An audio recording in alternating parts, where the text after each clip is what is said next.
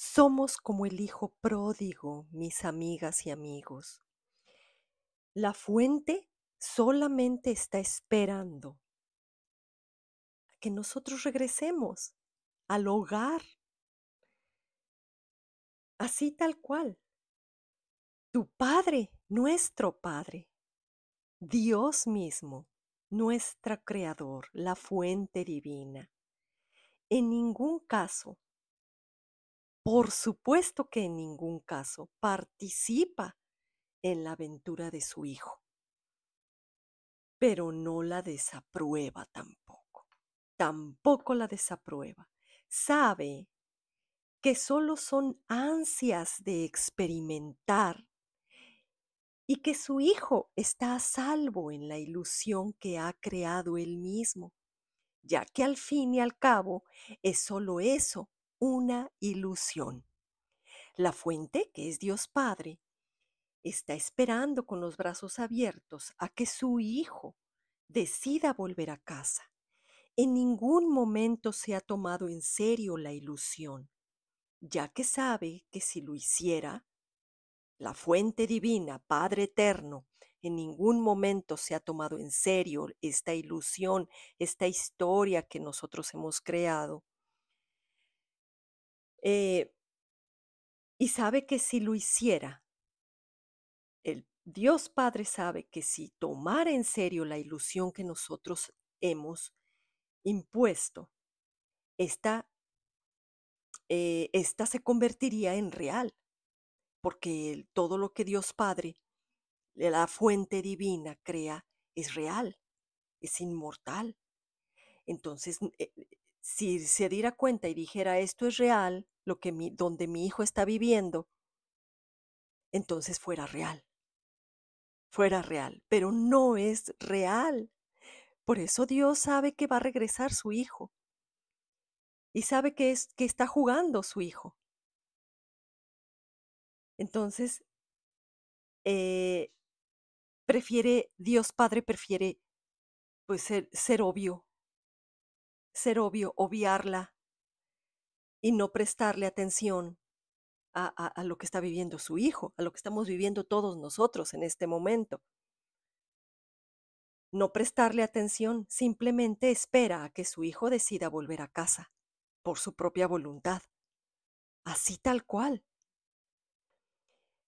Entonces me asombra mucho.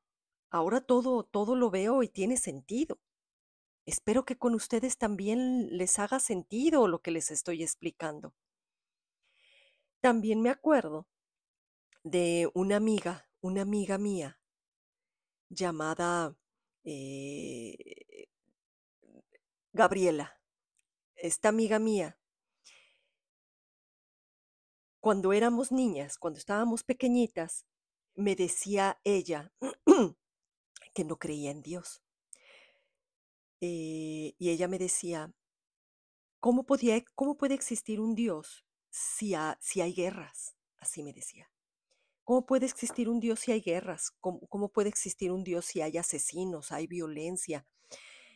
Eh, e innumerables formas de sufrimiento, de dolor, de pruebas, de dolores. Entonces me acuerdo que yo le respondía de una manera intuitiva. Yo le respondía que quizás era cosa de nosotros, quizás era cosa nuestra. Por eso es que habían guerras, por eso que habían sufrimientos, dolores, que posiblemente eran cosas nuestras. Así yo le respondía a mi amiga, a mi amiga Gabriela, que la recuerdo bien. Eh, y fíjense que yo en esos tiempos, pues no entendía bien lo que le decía, simplemente yo, mi intuición me decía lo que yo tenía que responderle a ella. Quizás es todas esas situaciones que tú ves, pues son problema nuestro, son situaciones nuestras. Pero en realidad yo no entendía bien lo que le estaba diciendo a mi amiga, ¿verdad? No sabía incluso lo que yo misma quería decir. Yo me recuerdo que eso era lo que le decía únicamente. Pero ahora me doy cuenta y ahora lo entiendo. Por fin entiendo el sentido de todo esto, de todo este mundo. Dios no tiene nada que ver con esto que estamos viviendo, con las personas que sufren, con los lugares donde hay guerra. Dios no ha creado eso. Él no lo ha creado. Nosotros simplemente hemos elegido eso, como el hijo pródigo. Simplemente irnos de casa. Nosotros mismos fabricamos un ego terrible, un ego horrible, un ego cabrón, un programa contrario a lo que es nuestra verdadera naturaleza. Y entonces elegimos libremente experimentar el no amor, que es miedo, y la no paz, que es sufrimiento. Y yo me sorprendí muchísimo cuando empecé a ver las pistas. Toda la responsabilidad recaía en mí, yo así me sentía, recaía en mí toda esa responsabilidad y en todos los seres vivos, ya que en realidad éramos el mismo ser dividido, experimentando esta ilusión. Entonces todo eso, cuando me caí en cuenta, me dije a mí misma, ahora todo cobra sentido. Ahora todo cobra sentido. Dios no es cruel y no juzga, no no crea normas ni mandamientos. Éramos nosotros solitos los que nos habíamos metido en este embrollo, en este lío. Nosotros solitos fuimos. No obstante, existía un plan de Dios para la salvación. Y en ese plan estaban incluidas todas las piezas del rompecabezas, que fue así nomás aventado, nada más aventado y buscar nosotros las piezas para poder entender. Era un plan, ese plan de Dios para la salvación, era anular la ilusión, sanar nuestras mentes y llevarnos de vuelta a casa. ¿Y cuál es ese plan de Dios para la salvación? No de nuestro Padre, sino de nosotros, ese plan que tenemos, esas reglas del juego. Nosotros mismos las creamos, porque nosotros mismos somos la fuente, separada de la misma fuente, ¿verdad? Cuando nosotros nos separamos de la misma fuente, entonces estamos separados de la misma fuente, no estamos perdidos, solamente estamos separados, ¿verdad?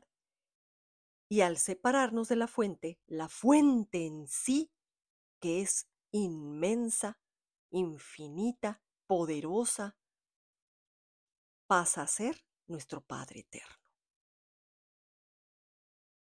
Entonces fue cuando me dije, todo cobra sentido. Dios no es cruel y no juzga. No hay normas ni mandamientos. Éramos nosotros solitos los que nos habíamos metido en ese embrollo, en ese rollo. No obstante, existe un plan de Dios para la salvación, les recuerdo. Y en ese plan estaban incluidas todas las piezas de ese rompecabezas. Era un plan para anular la ilusión, sanar nuestras mentes y llevarnos de vuelta a casa. Había un emisario, ese plan de salvación de Dios es el emisario. ¿Y quién es el emisario? El que nos empieza a dar las pistas, el que nos empieza a ayudar para poder completar el rompecabezas, ese pozo, es el Espíritu Santo. Él podía penetrar en nuestras mentes. Él puede penetrar en nuestras mentes y restablecer la cordura, deshacer el ego de mente de forma paulatina, suavemente y lentamente. Él nos podía ayudar a reconectarnos con nuestra esencia divina, Espíritu Santo, y utilizar nuestros egos personales al servicio de Dios y su plan para volver a casa. Les sigo explicando porque todavía me queda un video más para poderles explicar cómo es el ego.